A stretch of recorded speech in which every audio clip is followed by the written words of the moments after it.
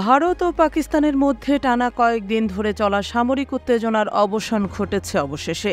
সীমান্ত জুড়ে চলা হামলা পাল্টা হামলায় উভয় দেশই সামরিক ও বেসামরিকভাবে উল্লেখযোগ্য ক্ষতির সম্মুখীন হয়।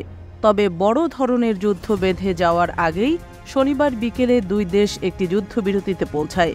যুক্তরাষ্ট্র এই শান্তি চুক্তিতে গুরুত্বপূর্ণ মধ্যস্থতাকারীর ভূমিকা পালন করেছে বলে জানিয়েছে মার্কিন সংবাদ মাধ্যম সিএনএনের লাইভ আপডেট অনুযায়ী ভারতের হামলার জবাবে পাকিস্তান যে পাল্টা সামরিক প্রতিক্রিয়া জানায় তার ব্যাপকতা ভারতের জন্য বিস্ময়ের কারণ হয়ে দাঁড়ায়। এতে দিল্লি আলোচনায় বসতে আরও আগ্রহী হয়ে ওঠে।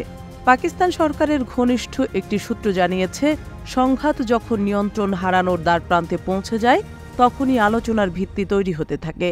সূত্রটি আরও জানায়, শুক্রবার পর্যন্ত আলোচনা চললেও শনিবার ভোরে ভারত পাকিস্তানের ৩টি বিমান ঘাঁটিতে ক্ষেপণাস্ত্র হামলা চালায়। এর জবাবে ইসলামাবাদ কৌশলগতভাবে পাল্টা হামলার সিদ্ধান্ত নেয়।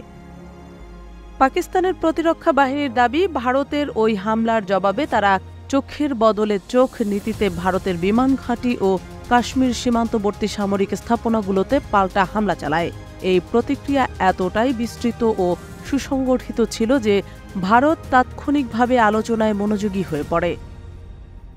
যদিও আলোচনা চলাকালেও সীমিত পর্যায়ে হামলা পাল্টা হামলা অব্যাহত ছিল, তবে যুক্তরাষ্ট্রের আশ্বাস এবং কূটনৈতিক তৎপরতার ফলে শান্তি চুক্তি অগ্রসর হয়।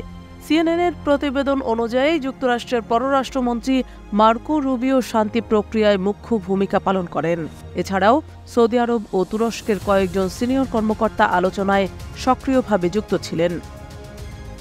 শনিবার বিকেল থেকে আর কোনো নতুন হামলার ঘটনা ঘটেনি এবং তার ২ ঘণ্টা পর আনুষ্ঠানিকভাবে যুদ্ধবিরতির ঘোষণা দেওয়া হয়। তবে ভারত যুক্তরাষ্ট্রের মধ্যস্থতার বিষয়টি সরাসরি অস্বীকার করেছে।